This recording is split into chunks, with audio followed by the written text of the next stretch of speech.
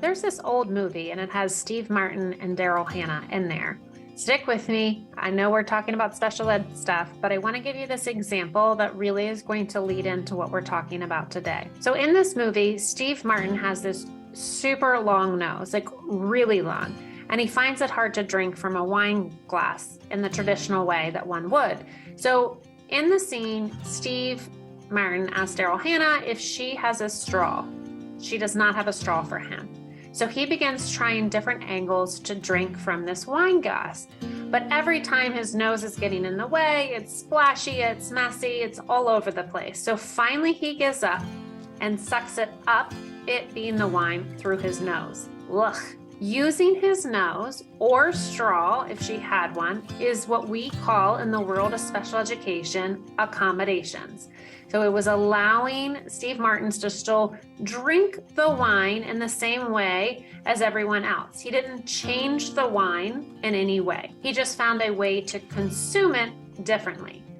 Alternatively, say he took the wine and froze it into wine cubes so that he could then put it in his mouth and it could dissolve. That would be modifying the form of wine. So this would be different than what everyone else has, right? So everybody else at the party has their glass of wine and he has the frozen wine. That is an example of a modification. Hello, special education strategists. I am your host, Wendy Taylor. Today in our solo episode, I am going to share with you what the difference is between accommodations and modifications. I am a mom of 3 and have sat on both sides of the IEP table, both as a parent and a professional. The world of special education can be overwhelming and scary, even for me as a parent, and I have extensive special education training. Don't worry, I got you. In my solo episodes of the Special Education Strategist, I'm here to break down the IEP process, help reduce stress, and empower you and your child. At the IEP table, I have learned to improve outcomes, be informed, be prepared, and become a partner with the IEP team. If you are new to special education, feel like your child should be evaluated for special education, or just a curious learner, join me as we dive in and strategize and take your special education strategies from worries to wins. Many times parents, students, and even educators are easily confused when discussing accommodations and modifications. Most people think these two words have the same meaning in special education. In all actuality, they have very different meanings. Accommodations refer to leveling the playing field.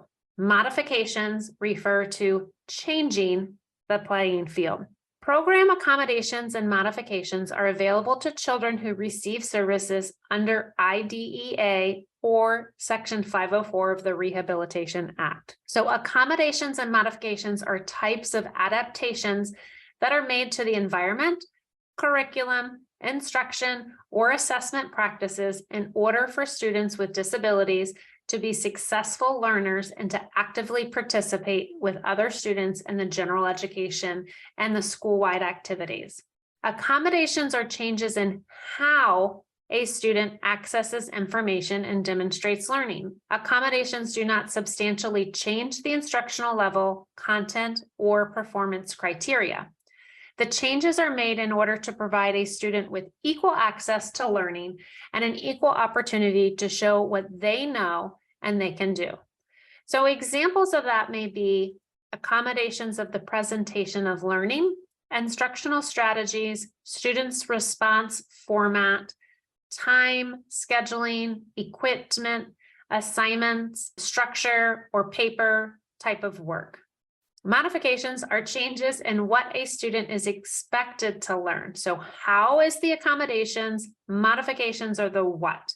The changes are made to provide a student with opportunities to participate meaningfully and productively along with other students in the classroom and school learning experiences. Modifications include changes in instructional level, content, curriculum, performance criteria, and assignment structure. Sometimes folks question the use of modifications, but let's look at some real world examples. Let's look at modifications on the job. As adults, do we question if a teacher uses a paraprofessional and aides to help them in the classroom.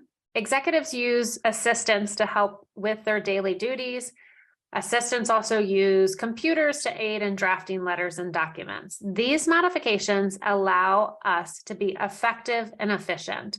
They allow us to be productive and to concentrate on our actual work product instead of the work process.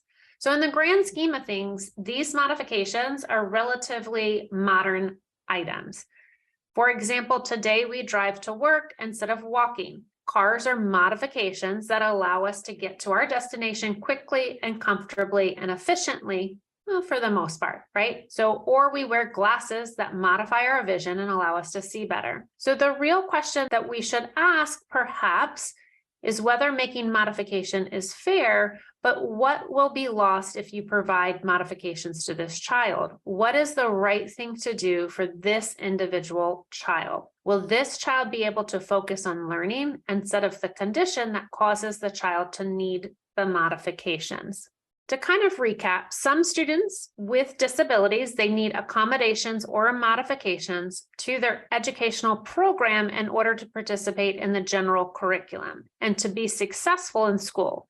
So while the Individuals with Disabilities Education Act, IDEA, our federal law, and its regulations do not necessarily refer or define to accommodations or modifications, there's some agreement as to what they mean.